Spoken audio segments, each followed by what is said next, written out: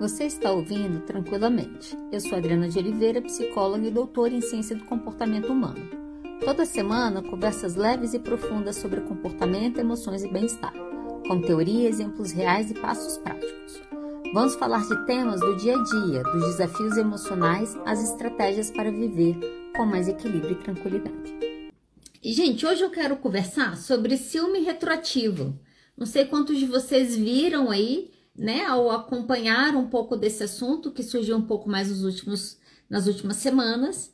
E antes de eu entrar no tema para falar efetivamente o que é o ciúme retroativo, eu queria começar pelo começo. E o começo é: todos nós sentimos ciúme. Eu acho que essa é a primeira coisa que a gente precisa entender.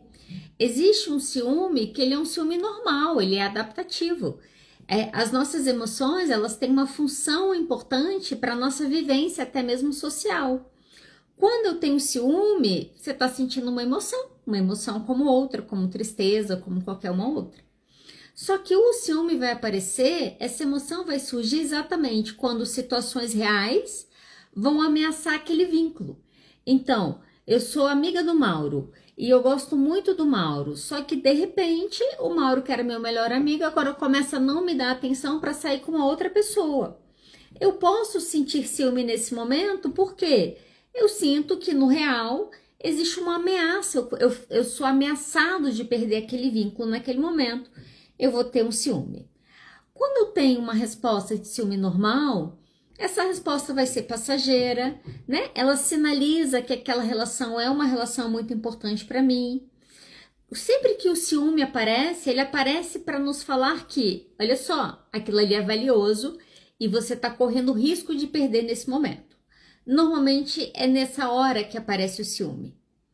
Só que a gente sabe que o ciúme ele pode ser patológico. Então, essa resposta que era para ser uma resposta natural a uma situação que o meu vínculo está em risco, ele acaba se tornando patológico. Isso significa o quê?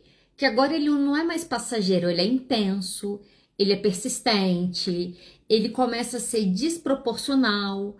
Pessoas que têm ciúmes patológicos, elas relatam sempre pensamentos intrusivos, começam a ter comportamento de controle, olhar celular, mexer em Instagram, conferir quem o namorado tá curtindo, quem tá deixando de curtir, que foto que não é aquela.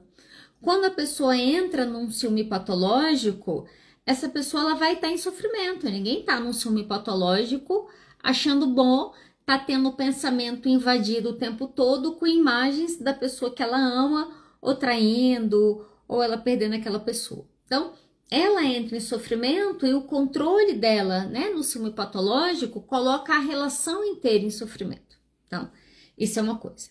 Agora, e o tal do ciúme retroativo? Ele é normal ou ele é patológico? O ciúme retroativo é o ciúme que ele não se refere mais ao presente. É o ciúme que se refere ao passado do meu parceiro. É normal ou é patológico eu sentir ciúme do passado do meu parceiro? E, óbvio, né? Como uma boa psicóloga, eu vou ter que te responder, depende. Porque eu posso ter um ciúme retroativo normal, vou te explicar como. Mas eu posso ter um ciúme retroativo que se torna patológico. Então, eu quero entrar nisso aqui para você entender, ok? Quando a gente está falando do ciúme retroativo, a gente está dizendo, então, que eu começo a me sentir inseguro, não pelo que o meu parceiro está fazendo comigo agora, mas porque ele tem um passado, ele teve outros relacionamentos, e eu começo a me comparar com esses relacionamentos. Ah, não, porque essa pessoa já transou com não sei quem. Fulano deve ser muito melhor na cama que eu. As comparações com o passado começam a produzir ciúme.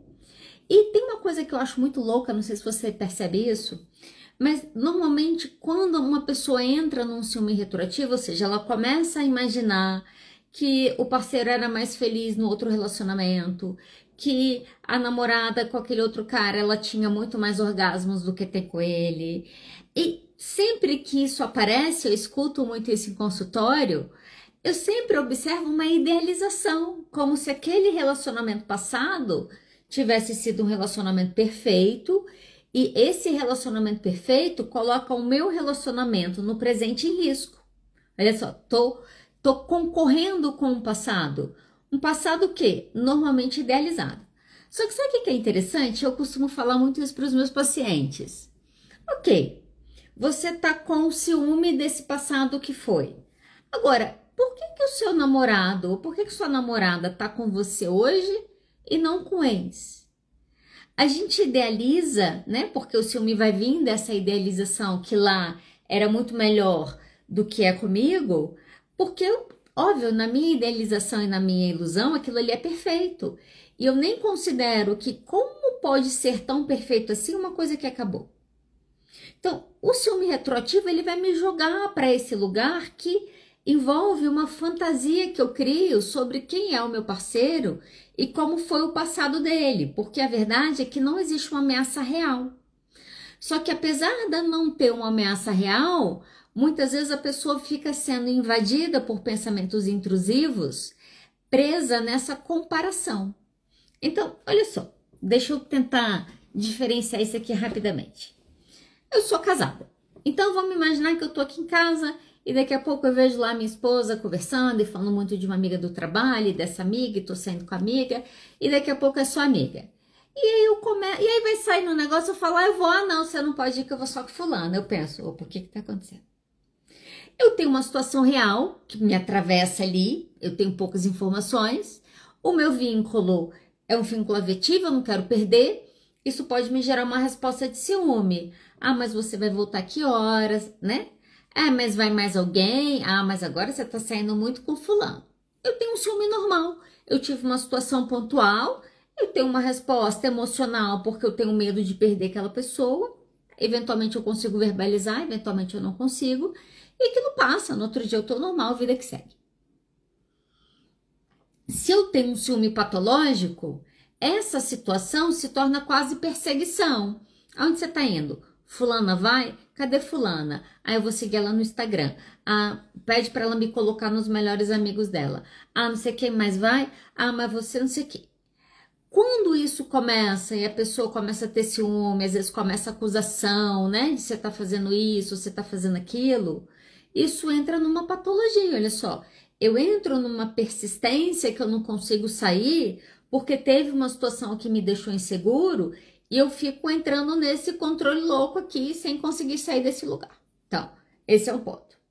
Só que quando eu tô falando do ciúme retroativo, eu tô falando de um outro tipo de ciúme. Porque eu não tenho o efeito do real e muitas vezes eu posso ainda não ter o efeito da patologia da obsessão, muitas vezes. Ah, o ponto é, olha só, quando eu tenho um ciúme retroativo, eu começo a ter ciúme da história da pessoa. Ah, isso é muito maluco. Eu começo a ter ciúme da história da pessoa. Aonde que nasce? Aonde que nasce o meu ciúme da história do outro? Então, eu começo a dizer que eu começo a ter um controle porque a minha namorada já foi casada. Imagina, minha esposa já foi casada. Não, e aí como que era? Às vezes a pessoa quer saber. Não, mas me conta. Mas como que foi? E vocês transavam? E vocês transavam como? E vocês faziam o quê? Quando isso começa a acontecer, eu tô preocupado com o quê? Eu tô preocupado com o passado. Eu tô falando então do ciúme retroativo. Aonde que nasce o ciúme retroativo? O ciúme retroativo, ele fala de você. O ciúme retroativo nasce em mim. Tem uma coisa que acontece no ciúme, quando a resposta de ciúme vem, o que 100% das pessoas fazem quando elas se sentem ciúmes, elas responsabilizam o outro. Ah, porque você não sei o que. Ah, porque não sei o que lá. Ah, porque você fez aquilo ali. Eu responsabilizo o outro por estar sentindo aquilo. E a verdade é que você precisa entender que o ciúme nasce em você. O ciúme nasce em mim. Dentro de mim o ciúme está nascendo. Por quê? Quando eu entro numa situação de controle, porque fulano viveu tal coisa, ou viajou para tal lugar, ou fez não sei o que com o ex, e eu começo a me preocupar e perguntar e falar sobre isso, isso está falando de mim, do que eu estou sentindo em mim. Tem uma frase do Freud que ele fala que quando Pedro fala sobre Paulo, ele fala mais de Pedro do que de Paulo. Quando eu tenho um paciente no consultório reclamando porque ele tá com ciúme, e ele tá olhando no celular, e ele tá fazendo tal coisa, ele fez não sei o quê, né? E a gente já ouviu muitas histórias nesse sentido aí, quem é psicólogo. E quando ele tá me dizendo tudo isso, ele está me falando dele. Ele não tá me falando do parceiro. Ele não tá me ajudando a compreender o comportamento do parceiro. Ele tá me falando do comportamento dele. Tá me falando do comportamento dela. Aonde que nasce o ciúme? O ciúme nasce em mim. Aonde? Na minha baixa autoestima.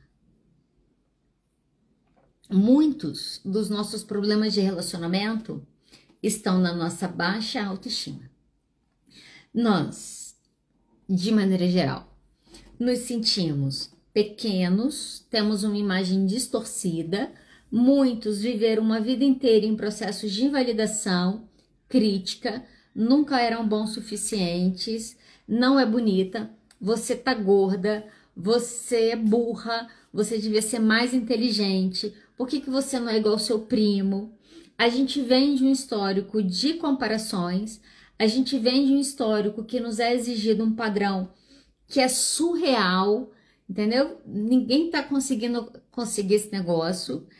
E aí, por causa dessa história, sempre que eu olho para mim, eu me vejo desse tamanho.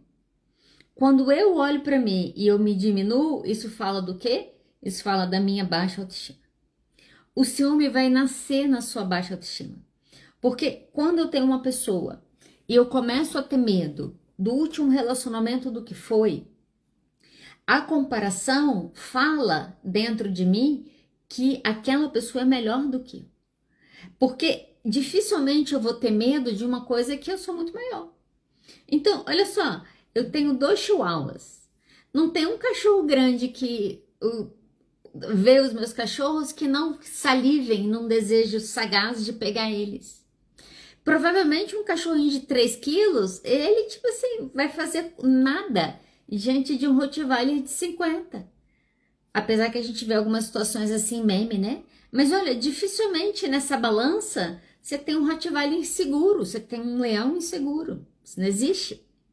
A nossa insegurança de se comparar, de comparar esse outro, de comparar como foi o relacionamento, como deixou de ser, está falando da minha baixa autoestima, da minha sensação, do que eu penso a meu próprio respeito. Quando eu tenho uma autoestima baixa, o que isso produz? Insegurança. Porque se eu não me garanto no negócio, claro que eu estou insegura. Você se sente inseguro para escovar o dente? Já se percebeu inseguro? Acordei, ai meu Deus, não sei como que eu vou escovar o dente hoje. Você nem pensa. Por quê? Você faz aquilo todo dia. Você sabe que você consegue fazer aquilo. Você tem confiança o suficiente em você para fazer aquilo que você nem se questiona. Você vai lá e faz. Mas e quando isso não acontece? A minha baixa autoestima faz eu não ter autoconfiança em mim. Então, eu me percebo me criticando o tempo todo, me vigiando o tempo todo, me percebendo inadequada o tempo todo. O que isso vai promover? Isso vai promover dúvidas sobre o meu valor. Será que eu tenho um valor suficiente que faz esse outro querer estar comigo ou não? Eu entro nas comparações. E aí, na hora que isso acontece, porque tá lá, né, o ciúme tá nascendo, passou pela minha baixa autoestima, tá ganhando força na minha insegurança. Sabe o que nós pensamos nesse momento? Que nós não somos suficientes. O ciúme vem da insuficiência, da sensação de insuficiência. Uma amiga minha se separou um tempo atrás e a gente estava conversando, ela estava bastante frustrada. Não foi uma coisa exatamente que ela quis. E ela chorou, e eu ouvi. E ela falou, sabe qual que é meu medo? Eu falei, qual? Ela falou, de eu nunca ser suficiente. Eu falei, como é que é? Ela falou, eu tenho medo de nunca ser suficiente para alguém. Eu falei, mas é bom você ter medo mesmo, porque isso é real, você tá certa. Você nunca vai ser suficiente para alguém. É na nossa tentativa de achar que nós podemos ser suficientes para alguém e a gente percebe que a gente não consegue, que a nossa insegurança quase vai correr rapidamente para se transformar em controle. Porque olha só, essa é uma ideia que nós temos, a nossa cultura né, no pensamento da relação perfeita, monogâmica. Eu vou conhecer alguém perfeito e nós teremos o encaixe perfeito e nós viveremos a vida como uma valsa, uma dança, um tango, e será como a dança das estrelas, e tudo será perfeito. E assim, isso faz sentido se você ainda está assistindo os filmes da Disney. Mas se você saiu da Disney e você veio para o mundo real, você já deve ter percebido que é impossível a gente satisfazer os desejos de uma outra pessoa 100%. Quando eu me acho que eu tenho obrigação, ou que o meu parceiro tem obrigação de satisfazer 100% do que eu desejo, claro que você vai falhar nisso. Vai falhar quem? Você e o outro. Não tem como. Não tem como eu ser tudo para todo mundo. Você sabe quem foi tudo para todo mundo? A mãe foi tudo para o bebê. Tirando o bebê, que vê na mãe o poço do seu completo desejo de todas as suas necessidades satisfeitas, quando você sai dessa fase, acabou isso. Quando eu me percebo insuficiente para estar com alguém, porque eu acho que esse outro é muito melhor do que eu, isso vai me gerar insegurança, o que nós fazemos? A nossa insegurança nos leva para o controle. Porque olha só, vamos lá. Primeiro, a gente não gosta nem de falar que a gente tem baixa autoestima. Segundo, muito menos falar que nós somos inseguros. Claro que eu não falo que sou inseguro. Eu acuso o outro de estar fazendo alguma coisa. Eu acuso o outro de estar olhando o Instagram e fazendo não sei o que lá, nananã. E por que até hoje você não apagou as fotos da sua ex? Você ainda gosta dela? Né? Hoje, não sei quantos de vocês estão atendendo o mundo virtual, mas hoje muito do que eu escuto são das relações dentro das redes. Tem uma maneira de se relacionar, né? Antigamente você brigava com seu marido, com seu namorado, porque ele olhou para o lado na festa. Não, agora você verifica quem ele está curtindo, quem ele está seguindo, quem seguiu ele, quem ele deixou de seguir, para onde ele foi, qual podcast que ele escutou, qual que eu não sei o que ele está fazendo. Quando a nossa insegurança cresce e a gente começa a não conseguir lidar com ela de maneira madura, nós rapidamente caminhamos para o controle. As nossas tentativas de controle é a nossa infantilidade numa tentativa de uma fuga para a gente se sentir menos inseguros. Deixa eu te explicar esse processo aqui para você entender como que o ciúme é uma coisa ruim. Quando a gente deixa ele tomar proporções que vai chegando a níveis patológicos. Então, quando eu começo a ter ciúme do histórico quando eu começo a ter ciúme do histórico afetivo, sexual do meu parceiro, da minha parceira, e diante da minha insegurança eu vou para o controle, eu sinto menos insegurança, certo? Ok. Mas agora eu estou no controle. No meu controle, muitas vezes eu perco a pessoa e aí eu aumento a minha insegurança. Sabe por quê? Porque a minha tentativa de controle, ela é ilusória, gente. Sabe uma coisa que eu sempre achei engraçado? Pais que colocam horário para os filhos. O filho começa a namorar, ele ganha horário para chegar em casa. O menino podia chegar às 5 horas da manhã, podia virar à noite, começou a namorar. O pai fala, tem que chegar em casa às 10. Eu acho engraçado. Eu sempre achei isso engraçado. Porque isso é tão ilusório, como se as pessoas só transassem depois das 10. Olha só, o que é isso? Por que o pai vai para esse controle? Ele se ilude. Quando ele se ilude, ele acalma a insegurança dele. Olha só, que esse menino já está começando a vida sexual. Quando eu controlo o horário que o meu parceiro chega, ou quem ele está seguindo, ou quem ele está deixando de seguir na rede social, eu me iludo achando que agora eu vou controlar e agora eu fico um pouco menos insegura com isso, mas no real o que eu faço é afastar essa pessoa de mim. Porque uma coisa que a gente precisa deixar claro é que quando você começa a ter ciúme do histórico do seu parceiro, a ponto muitas vezes desse parceiro nem prestar para você, a gente precisa entender o que está acontecendo. Eu lembro quando eu comecei a me relacionar com a minha esposa, nós vemos de backgrounds muito diferentes. Então eu vinha lá de 2 namoros e ela vinha de alguns namoros e um casamento. Então ela chega com um histórico de relacionamentos muito maior que o meu. E foi muito interessante porque nesse período eu tava fazendo terapia, até com a terapeuta que eu tô agora, e eu tava em terapia e eu falava disso na terapia, eu falava, não, porque eu me sinto insegura, por isso, por aquilo, porque ela tem uma história diferente da minha e tal, nananana. E ela sempre falava uma coisa pra mim, ela falava assim, tá, mas quem disse que pra ela isso é um problema? Eu falava, não, mas, não sei, né? Não, com certeza é um problema, claro que é um problema, óbvio que é um problema. Até porque pro inseguro, tudo é um problema, tudo é um problema. E aí teve um dia, foi muito interessante, a gente estava há pouco tempo que a gente estava morando juntas, estava na pandemia e eu tinha voltado pro presencial e ela estava no online. E um dia a gente estava conversando e surgiu o assunto de inseguranças. Ela falou, você tem alguma insegurança? Eu fiquei meio assim, sabe quando você tipo assim, não tem certeza se aquele assunto, você deve entrar ou não naquele assunto? Aí eu fiquei meio assim, ela falou, eu falei, acho que sim. Ela falou, qual que é a sua insegurança? Eu falei, às vezes eu me percebo, às vezes meio... Ela falou, fala, o que que é? Eu falei, às vezes eu tenho medo de chegar em casa, porque fora do meu horário você não tá esperando, e eu cheguei em casa e você tá com uma outra pessoa. Gente, quando eu falei isso, ela riu, que ela tipo gargalhou. Sabe quando a pessoa tipo ouve uma piada assim de você, e a pessoa gargalha na sua cara? Ela gargalhou na minha cara, aí ela terminou de gargalhar, ela falou, você tava falando sério?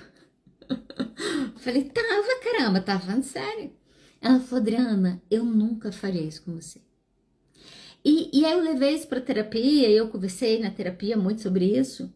E eu precisei tomar uma decisão naquele momento. Foi uma decisão muito importante que eu tomei, que foi a decisão do... Eu preciso me relacionar com a pessoa que existe agora na minha vida, que existe agora na minha casa. Eu não posso me relacionar com o passado da pessoa. Por quê? Porque o passado, porque a história da pessoa pertence à pessoa, não pertence a mim. Eu tenho isso tão claro, gente, mas tão claro. E eu até falo aqui em casa muito isso, assim.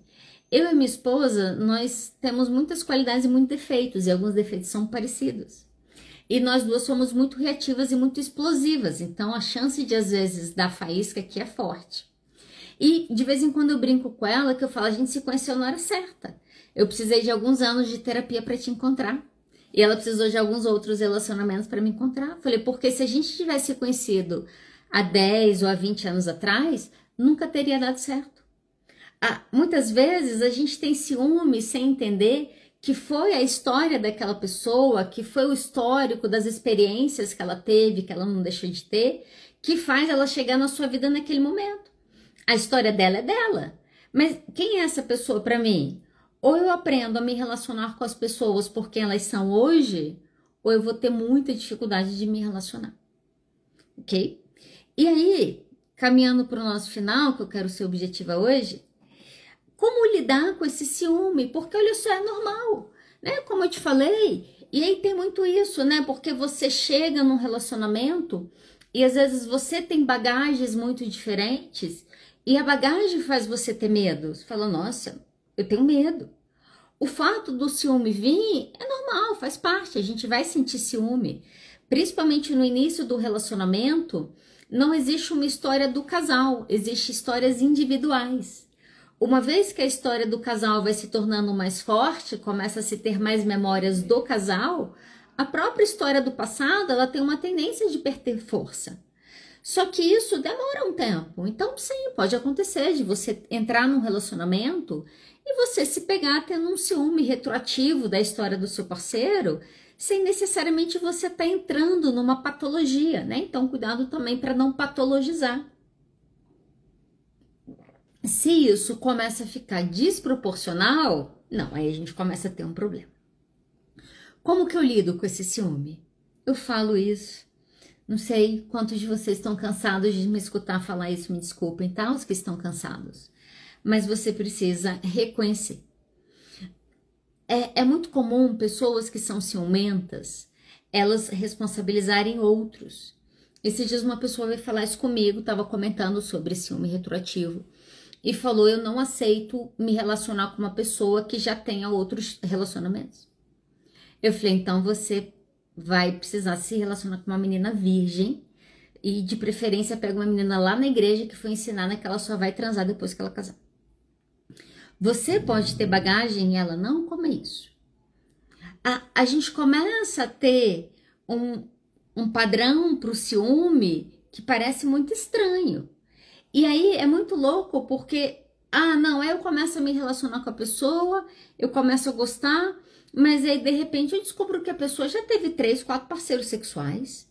Aí eu não sei se eu quero ou não estar nessa relação. Você tem todo o direito de querer estar ou não querer estar. Mas posso te contar uma coisa? Reconheça que o problema é você. O problema é você. A gente não está mudando coisas na nossa vida porque a gente está culpando o outro por coisas que são problemas nossos. Qual que é o problema do ciúme? É a sua insegurança. O problema do ciúme é a sua baixa autoestima, é o seu medo de rejeição. O problema do ciúme é você e não o outro. Muito mais quando a gente fala de ciúme retroativo. Às vezes eu fico falando isso para os meus pacientes. Se aquele relacionamento foi tão importante, por que ele está com você hoje? O ciúme, e é isso que as pessoas muitas vezes não percebem, quando a nossa emoção vem, e a nossa emoção vem com muita força, gente, acabou a racionalidade. Você não vai ter pensamentos racionais. Você só fica sendo invadidos por pensamentos intrusivos que faz você ter quase certeza absoluta que não só o passado foi melhor, porque a qualquer momento você está prestes a ser trocada por esse passado. Então, esse é o ponto. Por onde que eu começo a lidar com o ciúme? Comece reconhecendo que você é o problema. Okay? Eu falo muito aqui, né? Cuidado, a sociedade fica falando que a gente é o problema o tempo todo. A gente não é um problema. Nesse caso, a gente é sim. Não vou mentir para você, não. Uma vez que o ciúme vem, que ele me atravessa e que eu vou para o controle do outro, tá aqui. Eu tô precisando resolver questões internas. E eu vejo muito isso. Não importa o que o outro faça. Nunca ele tá suficiente para provar que ele é uma pessoa segura. Isso já é um ciúme patológico, ok? Então você precisa reconhecer quem é o problema do ciúme. O problema do ciúme sou eu mesmo. Eu tô precisando resolver isso aqui. Segunda coisa, o que eu faço? Você precisa aprender a se vulnerabilizar. A gente tem muita dificuldade de lidar com emoções, a gente sabe disso. A maioria das pessoas no nosso país, na nossa sociedade, lidam com as emoções chapando elas. Então, a gente entorpece o máximo que a gente pode para a gente não sentir angústia quando eu vou para o trabalho. Então, eu tomo um Rivotril para aguentar aquele dia. Eu não quero sentir a tristeza do vazio da minha cama, do luto que eu tô passando. Então, eu me entorpeço de dorama na televisão à noite até não aguentar mais. Nós não sabemos lidar com as nossas emoções e parte disso é porque nós não lidamos. E quando eu não lido com as minhas emoções, não significa que eu não me comporte a partir delas. Eu acho que é aqui que as pessoas não entendem. Eu posso não estar lidando com a minha raiva, mas eu sou uma pessoa ríspida com todo mundo. Eu posso não estar lidando com a minha insegurança, mas eu me torno uma pessoa controladora com cada pessoa que chega perto de mim. Ou as minhas emoções que eu posso estar ignorando e não lidando porque eu não quero senti-las, não se enganem. Elas vão sim te levar a comportamentos que muitas vezes mantêm o seu próprio padrão comportamental, que faz você estar no lugar que você não quer. Por isso que a mudança é difícil. Porque além de eu reconhecer que eu tenho um problema, eu preciso aprender a me vulnerabilizar. Eu preciso aprender a falar da minha insegurança. Eu preciso aprender a falar sobre isso sem acusar o outro daquilo, ou deixar de acusar o outro daquilo. A gente tem muita dificuldade, né, nas nossas relações da gente se vulnerabilizar, porque parece que quando a gente começa a falar, a gente está sempre indo para um ataque no outro. E aí a coisa que tinha que ser uma dança, que tinha que ser uma parceria, começa a se tornar luta. Ao invés de você ter cama, você começa a ter ringue naquela casa, naquela relação.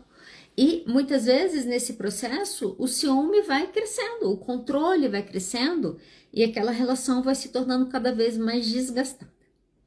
O que eu preciso fazer nesse momento? Eu preciso me vulnerabilizar. Se você nunca fez isso, o ideal é que você vá para terapia. Eu posso falar por quê? Não sei quantos de vocês já fizeram terapia nessa vida. Mas a terapia é um lugar que quem já foi vai concordar comigo, que é um lugar muito difícil. Porque é um lugar que você precisa confiar numa pessoa que você não conhece. Que você precisa confiar que as coisas que você está falando ali vão morrer naquele lugar, porque tem coisa que você vai falar ali que você nem sabe ainda. E que você nem queria lembrar. A terapia é um lugar de muita vulnerabilidade. É um lugar que eu me exponho para o outro sem saber o que o outro vai fazer ou vai deixar de fazer com aquilo. E posso te dizer uma coisa? É muito difícil. Eu tenho um profissional, né, formado, eu tenho um profissional técnico, eu tenho um profissional treinado para não me julgar, para não me criticar. E ainda assim, naquele espaço, é difícil de eu me vulnerabilizar. Eu sou uma pessoa que eu tenho muita dificuldade de confiança. Eu sempre estou desconfiando. Para eu confiar em alguém, gente, demora muito. E eu comecei a fazer terapia em 2019. E eu fiz quase um ano de terapia. E aconteceu uma situação. E eu mandei um paciente que era próximo a mim para minha terapeuta. E quando eu encaminhei a pessoa que marcou, eu pensei, o que eu fiz? Eu falei, agora eu vou chegar na terapia. A cabeça dos ansiosos. Agora eu vou chegar na terapia e eu vou sair do consultório, eu vou encontrar com fulano entrando. Falei, ai meu Deus, e se ele sair? E se ele entrar depois de mim? E ele ainda vai me ver chorando. Eu quase larguei a terapia. Eu pensei em largar a terapia. Eu falei, acho que é melhor largar a terapia. Aí um dia eu fui pra terapia e eu falei, eu acho que eu vou falar sobre isso aqui. E aí eu falei. Ela falou, não, Adriana, eu nunca farei isso. Imagina, eu tô numa situação que eu tenho um profissional formado, que eu tenho um profissional técnico. E o que é difícil? É difícil me vulnerabilizar. É difícil falar dos meus medos. É difícil falar das coisas que eu tenho vergonha. É difícil falar das coisas que eu gostaria de mudar na minha vida que eu não consigo. É super difícil falar isso. Agora, como que eu faço isso numa relação com uma pessoa que tá querendo brigar comigo, que tá estressada, que tá nervosa e que tá pronta para me acusar? É muito mais difícil. Vocês conseguem perceber isso aqui? Agora, se você não cria espaços para conversa, fica a sua vida numa sombra. Sabe por que fica a sua vida numa sombra? Porque fica você no controle, fica você se comportando, fica você futucando o WhatsApp, fica você vigiando quem tá seguindo, quem tá deixando de seguir. A pessoa vai tomar banho, você mexe no celular, aí você pede para sua amiga stalkear a amiga da ex, o ex, para você saber como que era ou quem era tal pessoa. E aí, ao invés de você estar vivendo aquela relação com aquela pessoa, falando dos seus medos, falando das suas vulnerabilidades, construindo possibilidades de relacionamento, você começa a não viver, porque você não está mais na relação, você já está presa no medo do que você pode perder dentro dessa relação. É isso que o ciúme faz com a gente. Então você precisa aprender a se vulnerabilizar. Não consigo, isso é impossível para mim. Recomendo terapia. Se é impossível, passou da hora. É difícil, mas eu acho que é importante eu fazer isso aqui. Ok, crie espaços com o seu parceiro, né? Eu tô atendendo uma pessoa e de vez em quando eu falo isso para ela, eu falo, olha só, não conheço o seu namorado não, mas pelo que você me conta dele, ele tá nos caras legal que tá querendo saber e tá querendo mudar. É legal quando você tem isso, porque eu falo isso. Ele quer ouvir, ele tá disposto a ouvir, né? Felizmente também, apesar do heteropessimismo que a gente tá vivendo, existem muitos homens que querem sim serem diferentes, que estão sim tentando se desconstruir, que querem sim falar das suas emoções com seus parceiros. Olha só, tem sim. Por que eu não falo? Porque eu tô inseguro. A minha insegurança me impede de construir pontes. Então aprenda a se vulnerabilizar com seus parceiros. Terceira coisa pra gente caminhar pro final aí, hein? Lembra que eu te falei aonde que tá o início? Onde que nasce o seu ciúme? O seu ciúme nasce na sua baixa autoestima, na sua insegurança e na sua carência. Se o problema sou eu preciso me vulnerabilizar, eu preciso falar sobre isso, esse é um caminho. Mas uma vez que eu falo das minhas inseguranças e uma vez que eu falo da minha baixa autoestima, é minha responsabilidade resolver essas coisas. Então, não adianta você querer e pedir mudanças de comportamento ao seu parceiro numa situação como essa, a não ser que a pessoa, de maneira proposital, faça situações para te colocar em ciúme. Então, provavelmente, isso é uma manipulação. Você deveria rever um pouco esse relacionamento, talvez não esteja tão saudável. A maioria de nós sente ciúme por coisas que não tem nada a ver, ou sentimos ciúmes, imagina, pela história e pelo passado do outro. Que maluquice que a gente entrou. Tá falando então das minhas inseguranças. O que eu preciso fazer? Eu preciso trabalhar. Olha só.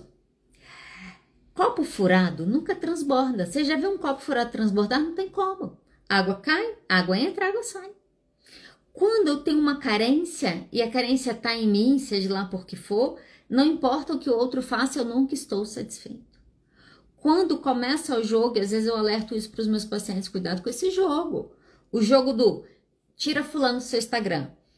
Não, você não pode seguir tal pessoa. Não, você não pode curtir foto que tenha não sei o que lá. Não, você não pode. Não, quem são as pessoas do seu passado? Não, limpa todo mundo do seu passado, não pode ter ninguém.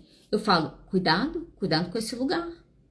Sabe por quê? Porque quando eu começo a pedir demais para que o outro mude o comportamento dele, para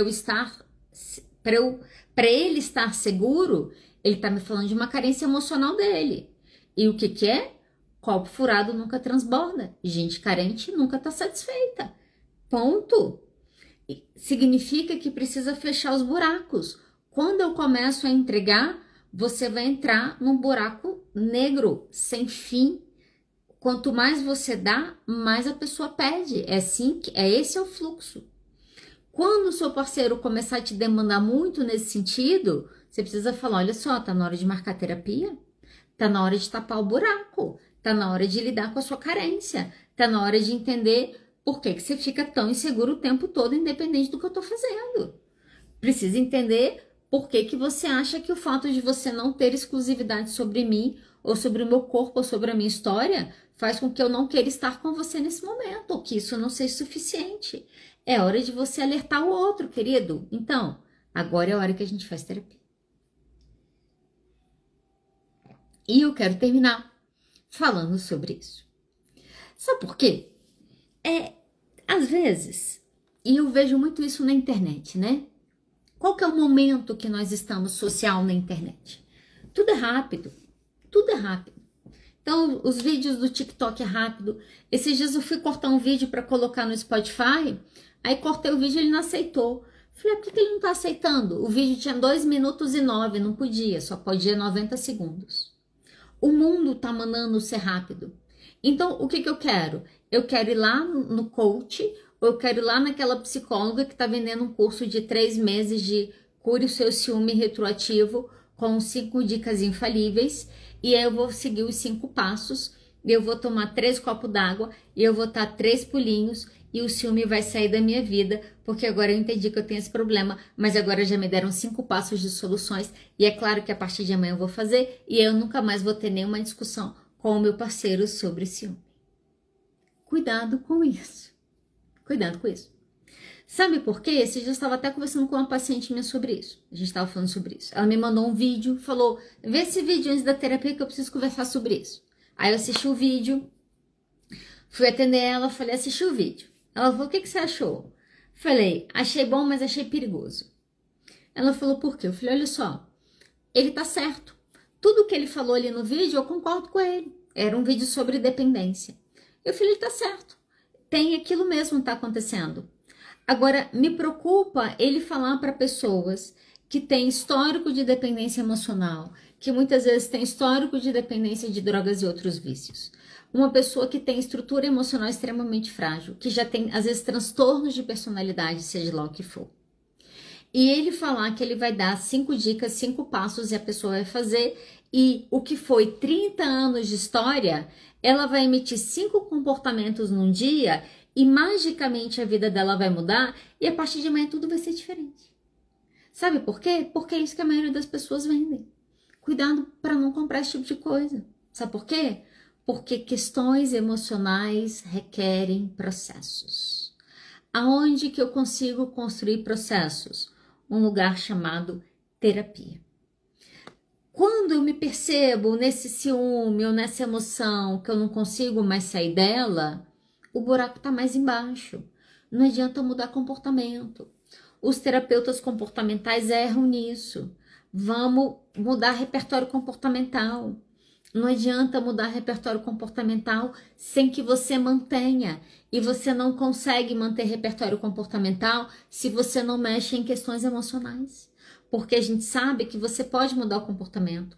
Mas na hora que vem a emoção, querida, a emoção atravessa. Atravessa, faz o que é que seu comportamento? Joga tudo pro saco. Você volta a ser a mulher histérica, controladora. Você volta a ser a pessoa que depois você se arrepende, depois você chora, depois você sente culpa. O que aconteceu? Mas mudou o comportamento. Não lidou com questões emocionais. E aí, você precisa tomar coragem. Sabe por que a gente está comprando curso para fazer aqui na internet, procurar o nosso ciúme patológico, ou para resolver o nosso vício em drogas, ou para resolver o nosso vício em pornografia em 5 semanas? Porque a gente está sem coragem. Coragem de quê? Coragem de olhar porque é o problema real. Porque eu vou no curso, aí eu escuto que a minha mãe foi uma filha da puta, aí eu escuto que meu pai foi um desgraçado na minha vida, e aí por causa disso eles me obrigaram a dormir na cama dele, agora eu sou essa pessoa traumatizada, ou eu fui negligenciada na minha infância, meu pai era ausente, a minha mãe era não sei o que lá, e aí eu descobri isso tudo, a culpa é deles, mas eu vou fazer 5 comportamentos e tudo será resolvido. Você tá longe de entender as coisas. Por quê? Olhar para suas sombras é olhar também para o que eu tenho hoje na minha vida, que eu mantenho o comportamento, que eu faço, eu repito. Né? Quando eu estou num processo terapêutico, que quando chega num determinado lugar eu abandono, eu começo um outro processo, chego num determinado lugar eu abandono, eu troco de terapeuta, você vai passar uma vida inteira trocando de terapeuta, continuando com o mesmo problema. Por quê? Às vezes no momento que você vai romper a terapia é o momento que você precisa falar, tô com vontade de abandonar. E é nesse momento que eu abandono as coisas na minha vida. Opa, olha só, agora eu avanço. Quem faz isso? Quem faz isso é a terapia. O que a terapia faz é jogar luz na nossa história, e o problema é que quando a gente começa a olhar para a nossa história, a gente começa a perceber que o vilão dos grandes problemas que a gente está vivendo agora, o nome dele é eu, sou eu mesmo que estou com problema. Vou terminar te contando essa história. Eu faço terapia desde 2019 com a minha terapeuta. Ela tá me suportando. O bom de você fazer terapia com um psicanalista, gente, é que você sabe que ele nunca vai te dar alta. Então, você, tipo assim, pode ficar lá o tempo que você quiser. Então, tem mais ou menos esse tempo que a gente tá fazendo terapia junto. E aí, nesse processo de terapia, eu comecei a fazer terapia, eu tava solteira. E aí, fiz terapia, nananã. E aí, comecei a namorar, nananã, casei. Então, ela acompanhou o meu processo solteira, namorando e casada. E aí teve um dia eu tava casada, eu tava reclamando das coisas e reclamando. E ela virou pra mim e falou assim, Adriana, eu falei, o que foi? Ela falou, eu acho que o problema é você. Gente, a pessoa não tem nem vergonha na cara de falar isso assim, sem nem dó. Ela falou, eu acho que o problema é você. E eu, tipo assim, sabe quando você tá cheio da razão falando um negócio? Ela falou, acho que o problema é você. Eu falei, por quê? Ela falou, sabe o que é? Porque quando você estava solteira, você reclamava disso. Agora você está casado, você está reclamando disso. A única variável comum nas duas situações é você. Então, o problema deve ser você. Eu falei, deve ser mesmo, você deve estar certa. Por que é difícil para terapia? Porque que a gente quer chegar lá e a gente às vezes quer ouvir que o problema é seu marido é um filho da puta. A sua esposa, realmente, ela precisa mudar isso aí. Nossa, sua mãe, nossa, como a sua mãe foi cruel com você. E às vezes a gente chega na terapia e fala, sua mãe foi filha da puta, né? Tá, mas e por que você tá sendo filha da puta com você hoje? Tá. Realmente, esse negócio aí foi diferente. Seu pai traiu todo mundo, né? Desconfiou, entendi. E aí você vai passar a sua vida inteira tratando todo mundo como fosse seu pai? A gente teme pra terapia. A verdade é que, e eu falo muito isso com os meus pacientes, a terapia é um lugar para os corajosos. A terapia é um lugar para todos? Deveria ser. Todos suportam a terapia? Não, porque a terapia é um lugar para os corajosos. A terapia é um lugar para aqueles que querem mudar. Olha só, o Jung vai falar, e ele vai trazer essa ideia que ninguém se torna iluminado por imaginar figuras de luz. mas sim por se tornar consciente da sua própria escuridão. Eu mudo um padrão de comportamento de ciúme na minha vida, não quando eu fico imaginando borboletas floridas. Eu mudo o padrão de comportamento quando eu olho para mim e eu falo que eu tenho medo de ser rejeitada. E eu falo que eu tenho medo de ficar abandonada. E eu falo que eu sou insegura porque eu nunca tive um vínculo seguro na minha vida toda. No momento que isso acontece, é no momento que eu verbalizo, às vezes até para o meu terapeuta, do tipo, eu não confio nem no nosso vínculo, eu não acho nem que esse lugar é um lugar seguro. Na hora que eu consigo verbalizar, é a hora que eu consigo olhar para a minha escuridão. Na hora que eu consigo lidar com a minha escuridão, é a hora que eu paro de ser controlado pelas minhas emoções. É aqui que você começa a mudar a sua vida, ok? Entenda. Ciúme retroativo pode acontecer? Pode. Se tornou controle? O problema é você. Para tudo. Tá na hora de fazer o quê? Esse momento é a hora que você precisa fazer terapia. Você ouviu tranquilamente. Se esse episódio te fez respirar um pouco melhor, siga o podcast, avalie e ative o sininho para não perder os próximos. Toda quarta-feira, às 20h30, temos live no Instagram, @psi.adriana_de_oliveira, que vira episódio aqui toda sexta de manhã. Compartilhe com uma pessoa que precisa desse respiro hoje. Eu sou Adriana de Oliveira e lembre-se, cuidar da mente é um ato de coragem. Até a próxima.